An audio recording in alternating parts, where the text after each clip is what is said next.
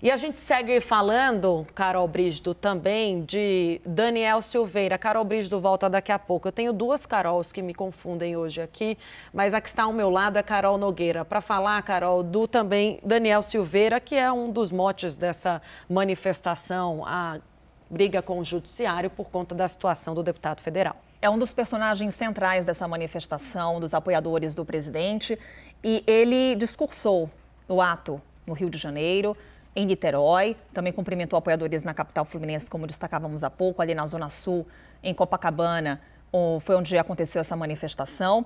E nesse ato no Rio de Janeiro, o Daniel Silveira, é isso que você está lendo aí, ele disse que estava armado. Eu vou aqui trazer aspas do deputado. Eu estou armado e sempre vou estar armado. Quem aqui estiver armado não é bandido, não. Aqui todo mundo quer se proteger, todo mundo quer ser livre. E é isso que o presidente prega, e é isso que o povo brasileiro quer. Carolina Brígido, até então a gente falava sobre esse monitoramento que o judiciário faz dessas manifestações. Uma fala como essa, como é que bate para os integrantes do judiciário? Então, ele acabou de falar essa frase, né, em relação a portar uma arma durante a manifestação. Os ministros do Supremo Tribunal Federal ainda não se manifestaram sobre isso, nem em caráter reservado e nem em caráter público. É pouco provável que o façam ainda neste domingo, mas claro que é um tipo de afronta, sim, ao judiciário, uma pessoa que acabou de ser condenada pelo Supremo Tribunal Federal estar em um ato que critica o Supremo Tribunal Federal e dizer que está armado. Daí a isso ser uma ilegalidade ou não, é muito prematuro a gente fazer essa análise neste momento. Isso precisa ser avaliado pelos ministros do Supremo, que é onde o processo contra ele tramita. Importante a gente ressaltar que não é porque houve uma condenação que o processo foi encerrado. Ainda existem algumas pendências para serem resolvidas em relação ao deputado Daniel Silveira no Supremo Tribunal Federal. A gente viu agora há pouco que o advogado do Daniel Silveira entrou com uma petição neste domingo no Supremo Tribunal Federal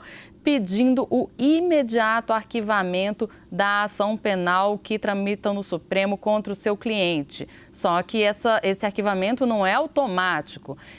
Os autos ainda estão na Procuradoria-Geral da República e a defesa sabe muito bem disso, que somente a partir da manifestação do Procurador-Geral da República, Augusto Aras, é que o Supremo Tribunal Federal vai poder agir, vai poder arquivar ou não essa ação penal.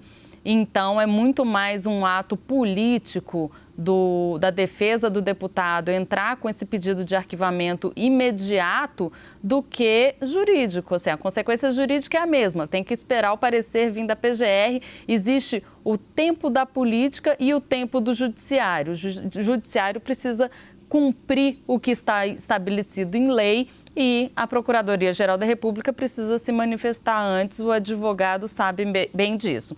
Pediu também o imediato restabelecimento de todas as redes sociais do deputado. Pouco provável que isso aconteça antes do encerramento da ação penal também.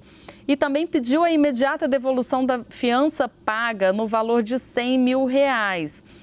Eu também, pelo que a gente conversa com ministros do Supremo Tribunal Federal, é pouco provável que ele veja esse dinheiro de volta e mais.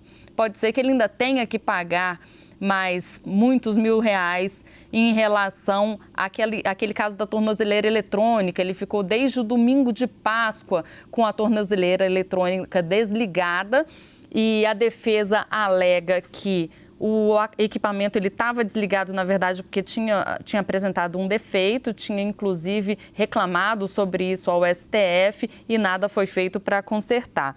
E tem um trecho dessa petição da defesa que eu ressalto, que é o seguinte, que o advogado Paulo Faria pede, abre aspas, o fim de todas as perseguições pessoais deste relator, ou seja, Alexandre de Moraes, comprometendo-se a apagar o nome de Daniel Lúcio da Silveira de vossa mente, respeitando o devido processo legal e a Constituição Federal. pedido inédito ao Supremo Tribunal Federal para que um relator apague um réu da mente dele. Mas não deixa de ser interessante. Volto ao estúdio com vocês. Boa, Carol. Trazendo trechos, então, desse pedido que foi apresentado há pouco pela defesa de Daniel Silveira. Você que chega agora na CNN, para entender, a defesa pediu ao STF o arquivamento da ação penal contra o Daniel Silveira. Fez isso hoje, no domingo. Pediu também a devolução dos celulares confiscados, além da restituição do valor de R$100 mil pagos como fiança por ele em junho de 2021. E Yuri Pita, vale lembrar que antes disso falávamos muito sobre a resposta dada pela defesa ao ministro relator Alexandre de Moraes, fora do prazo, fora do que é considerado pelo judiciário. O prazo, a defesa se manifestou quanto ao indulto, foi uma solicitação feita por Alexandre de Moraes para que fosse feita em 48 horas. E sobre o descumprimento das medidas cautelares impostas pelo Supremo, o que disse o advogado Paulo Faria, que o decreto é constitucional, o indulto, no caso concedido pelo presidente Bolsonaro, e não fere a separação dos poderes. Além de que o trânsito em julgado é desnecessário para a concessão do perdão, diz a defesa de Daniel Silveira nessa manifestação recente. Agora, uma outra manifestação foi feita ao Supremo pedindo o arquivamento da ação penal e outras questões.